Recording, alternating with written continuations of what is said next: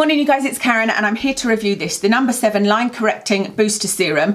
I've had a lot of requests to review this and so I wanted to get this video up as soon as possible, which might end up confusing because you'll then go back to seeing a couple of videos that were before this. It is a first impressions review. I've been using it for 3 days, but I do have a big opinion on it and I have looked quite deeply into the ingredients. There's a lot of buzz around this. So what it is a serum that has Matrixyl 3000 in it.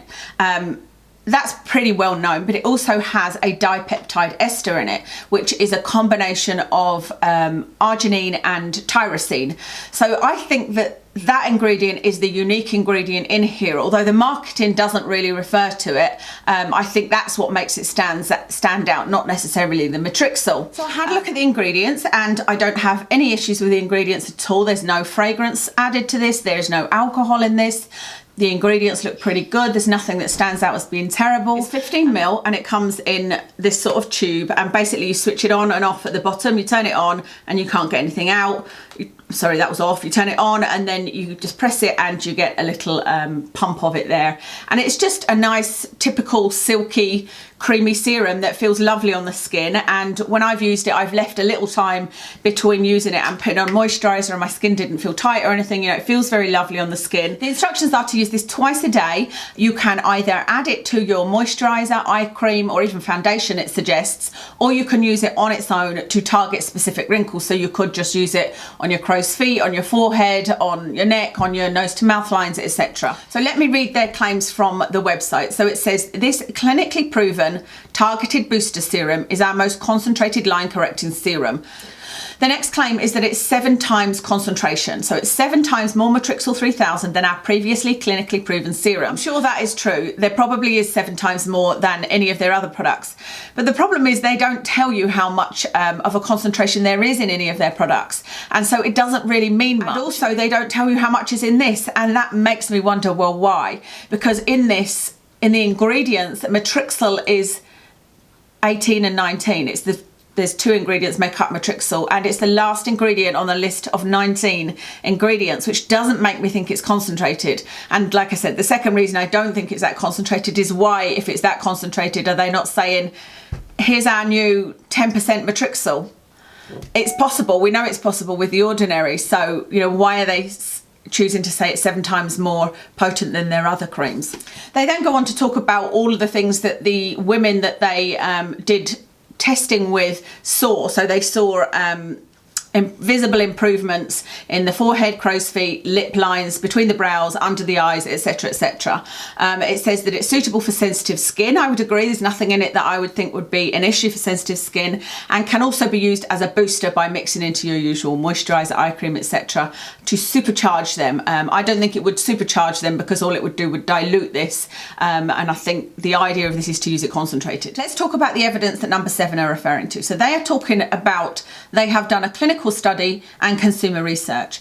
Their clinical study is in 31 women, which is, you know, not considered a substantial sample size, but that's all the details they will give us on that. There's no other details. I can't find that clinical study or any further details of it other than it was in 31 women. The other thing they've done is consumer research, and that is in 98 women. And just to be clear again, if there's no evidence, it doesn't mean that I don't believe it will work, and it doesn't mean I wouldn't try it. So if there's a lot of feedback from, you know, hundreds of people that they are seeing results, then it's something I'm willing to try. So that's the research they're quoting, but let's have a look at the research on the ingredients that they're using. So remember I said the key ingredients are Matrixyl and then the dipeptide ester. So on Matrixyl, there are 2 studies that I think are of note. One is an in vitro study, so meaning it wasn't done in patients, it was done on cells, and that was fairly recent, and that one is very, very promising, and it showed that in a lab scenario you can use Matrixyl to synthesize collagen. So that's really, really important information, and that now needs to be transferred to doing studies in humans to see if that can be reproduced.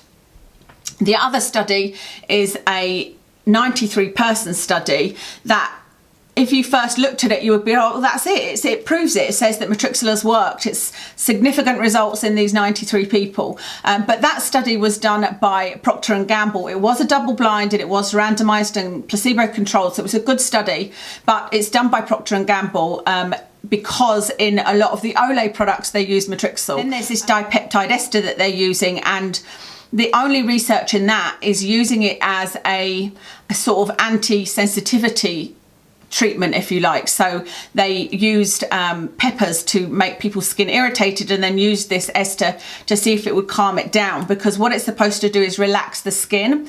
So the idea of this as an anti-ager, and there is absolutely zero research for this, but is that it could work like Botox. So it could relax your micro expression. So when you smile and you've got these lines, it could relax that and therefore not form you know, the lines and wrinkles that you get from your expressions. The reviews on the Boots website are just amazing, and a lot of them are saying that it's Botox in a bottle.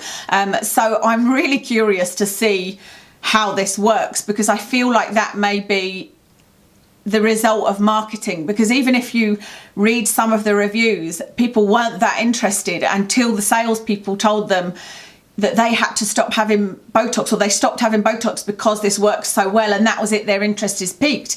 And I would be influenced by that. You know, if somebody said, oh my God, I don't have Botox anymore because I use this, I would be like, oh bloody hell, give it to me, you know. The interesting thing about that is, in my opinion, if it does have that result, that sort of Botox-like result, it will be coming from the dipeptide. I don't think it will be coming from the Matrixyl, because that's not the way it works. But yet they're not advertising it that way. They're advertising that it's the Matrixyl that is the magic ingredient and that it's more concentrated. But my biggest bugbear with this is the price. And I'm going to give you the prices of other products that have Matrixyl in them, of course, and some other peptides. Peptides in general don't have much research behind them, but I've always said I'd quite like to have them in my regime. It's just trying to find a place for them, you know. The big message I want to give you is that you don't, if you can't afford this, there are many other ways of getting very similar ingredients and exact ingredients. And I think that this is ridiculously expensive. That's something that really bothers me about it, because £38 for 15 ml is just terrible. Now what they're saying is that you won't use very much and that you only need a tiny amount, and I haven't found that to be the case. I think I've used it morning and night 2 days, and then just night 1 day, if that makes sense, and I'm up to there. So I have already used a quarter of it, and I've only used it for 3 days. So it may be that I use less going forward, because I won't be putting it all over my face, but I will be putting it on my neck as I did. And I just don't feel that I overused it. And you know, even if you say that you could use half as much as me, it's still only going to last just over a month, and I just think it's so expensive.